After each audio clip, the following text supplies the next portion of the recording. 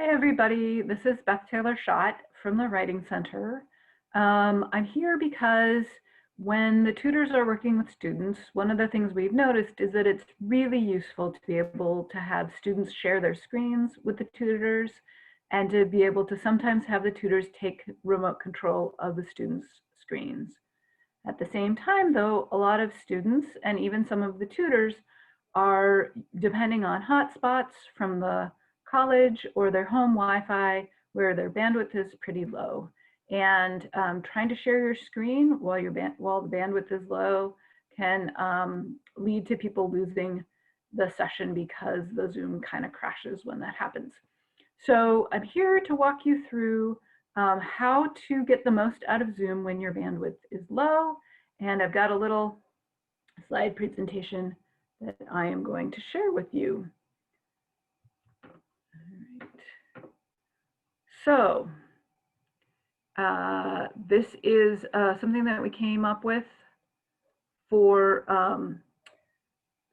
tutors who are working in the Writing Center, but it's the sort of thing that very well may be useful to other people as well. So that's why we want to make sure that it was available to everyone. Okay, so first things first. The fact is you don't need Zoom or even the internet to get help from a writing tutor.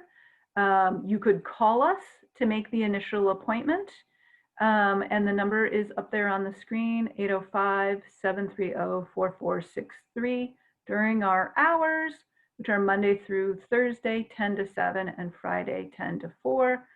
Someone can make the appointment for you. And you also don't need the internet to talk to a tutor. You can do the tutoring session by phone. If you make the appointment on a website for a later time when you won't have the internet, just in the appointment, say that you need to do the session by phone and give us your phone number. Or if you call us, let us know that you're going to need to talk to the tutor by phone, and we can help you set that up.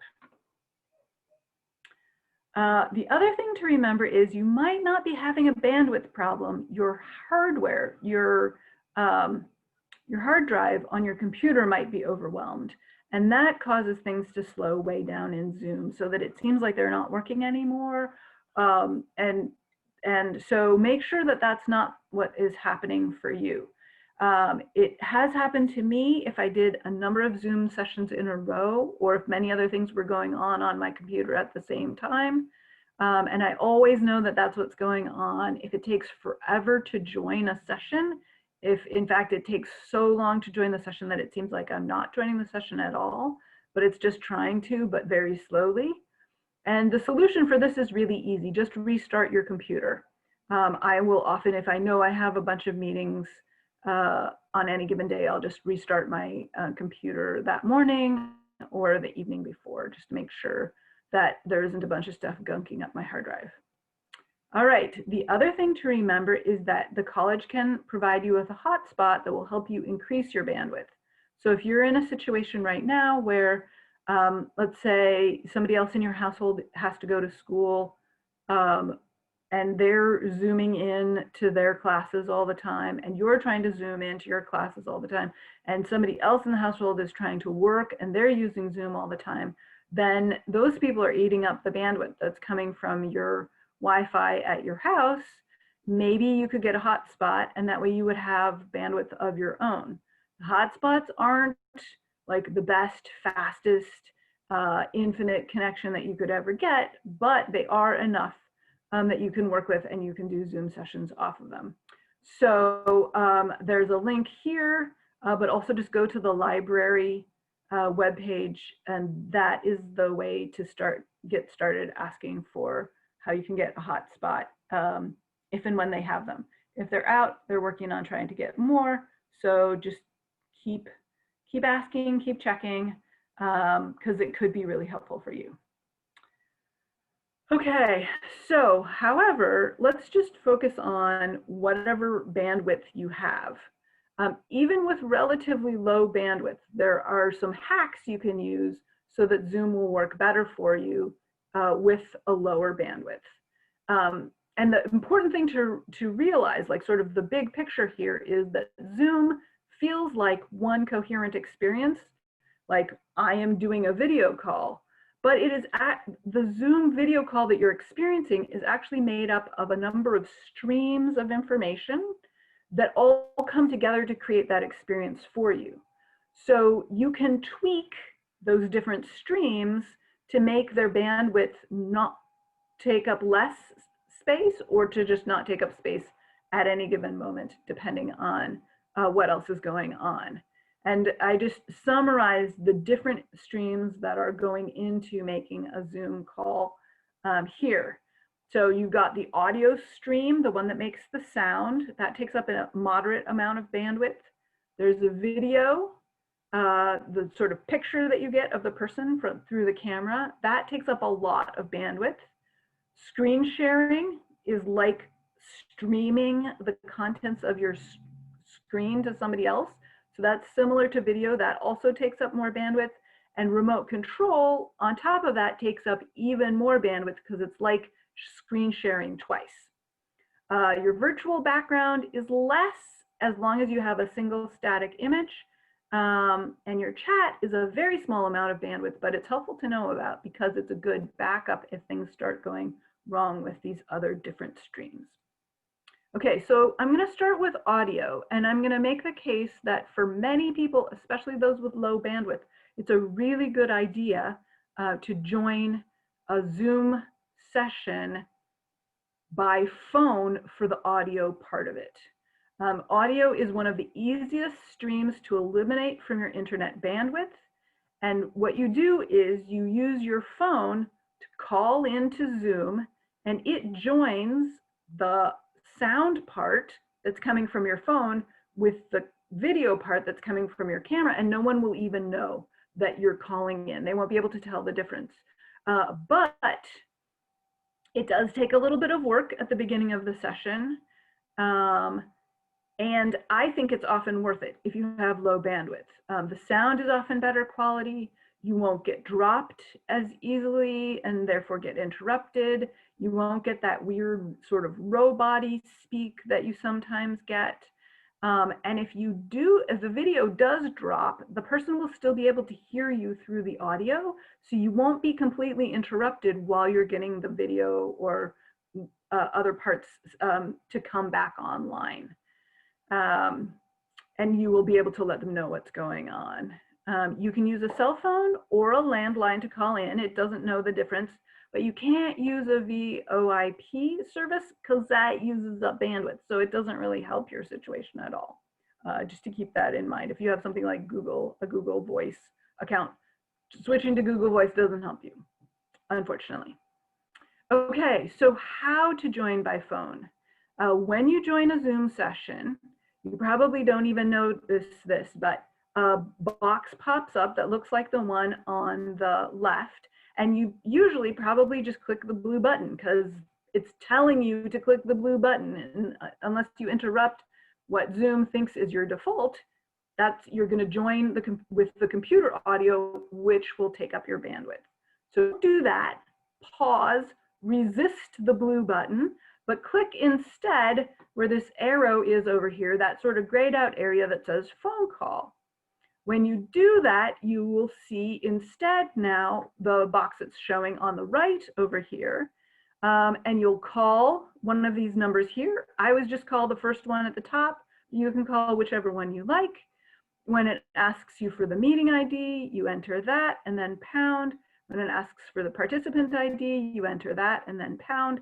Every once in a while, it might ask you for the passcode. That's more rare.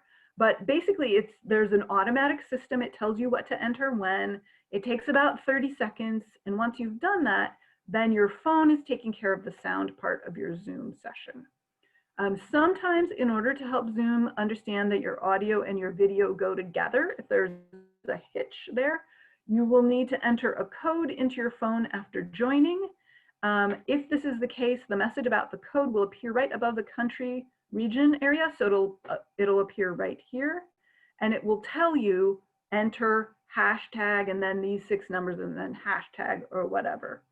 And then you just enter them, and hopefully if everything goes right, it will join your audio and your video. Now, even if they don't get joined, if you're in a one-on-one session, you can still function just fine. So don't worry about that too much. Okay, So you could potentially get your audio completely off your bandwidth. Your video is going to take up a lot of the bandwidth, and video is good to have. It's good to be able to see someone, to communicate, to connect, especially with all the social distancing and everything going on. So most of our tutors will greet you and say hello with their video at the beginning if they can, if they have enough bandwidth.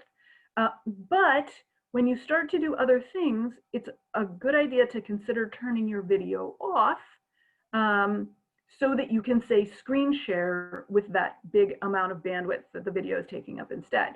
So it shows here, it's very easy to turn on and off. You've probably already figured out this yourself.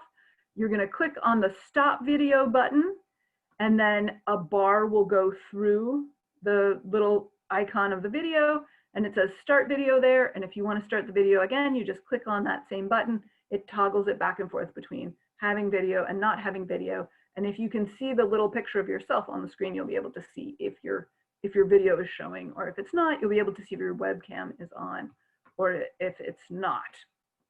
All right, so that can give you some bandwidth to play with.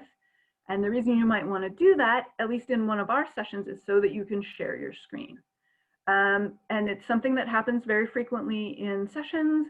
That way you and the tutor are looking at the same thing at the same time.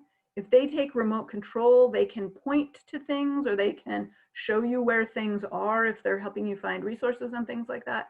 So it's very useful, but it takes up bandwidth. And that's why we suggest turning your video off. If turning your video off in order to screen share is not enough, there's something else that you can do, and that is you can reduce the number of frames per second that your screen sharing takes. The tutors know how to do this. They can walk you through the process. And it makes things look a little choppy in the screen share, but it's more than adequate for what people are trying to do in tutoring sessions.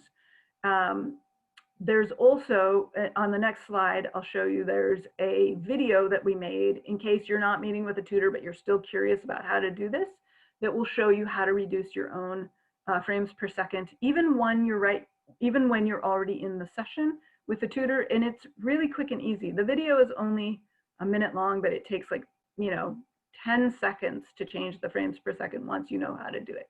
So it's an extra step, but it can really help change the situation for you if that's something that you want to do. And then the other thing to remember is that if screen sharing in Zoom is not possible for you, you can still share documents with your tutor in Google Drive. So like if you're going to call and talk to someone on the phone, share the documents with them first in Google Drive. Please share your work from the Google Drive associated with your pipeline account, and send any shares or links to your tutor's pipeline email, which you will know because they will have sent you a welcome email before your session starts. Okay, there's another slide here about remote control, which is very similar. Once you've shared your screen with the tutor, you have the option to give the tutor remote control. They will talk you through this. It's pretty easy. It just means clicking to agree to do it once they send you the request. And it can be really helpful. In a tutoring session where it's you and another person, you can point to things, you can move things around. When you screen share and have remote control, you and the tutor can both do those things. So it gives you many more options in terms of communicating and being able to point to things and reference them. However, it takes twice as much bandwidth as just screen sharing alone does. And that's why it makes sense to change the screen share settings so that the number of frames per second on your screen share is lower, because that means that if you double the number of frames per second, it will still be a relatively small amount compared to normal screen sharing. So it pays off for both the screen share and the remote control. If that sounds complicated, don't worry about it. Your tutor can talk you through it. But if you're interested in seeing how to do it on your own, there is a video that you can click on in these slides. And there's also a video that you can click on the web page that explains all of this if you want to check it out further. Your virtual background, like, does that take up a lot of bandwidth? Turns out not so much. They're fun. They're a good way to hide whatever's crazy stuff is going on behind you. I am not actually in the writing center. I am in something sort of like a shed in my own backyard. But it doesn't take up very much bandwidth as long as it's just a picture that's showing in the back. If it's showing a video in the back and the stuff is moving around, that takes up more bandwidth. So if you're having bandwidth issues, you might consider switching to just a still image. But a still image is unlikely to make a huge difference in whether your bandwidth is working for you or not. So we're not going to discourage you from using those because they are good for a number of reasons.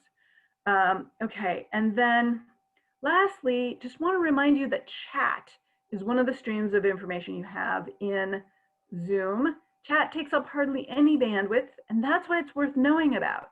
So, because if you're having problems with your audio or your video, try chatting with your tutor. Sometimes people show up in sessions and they haven't turned their microphones on right, or they're having some other audio problem and they need somebody to walk them through how to get everything set up, or so that you can be in the session. The chat button is down there. It looks like this.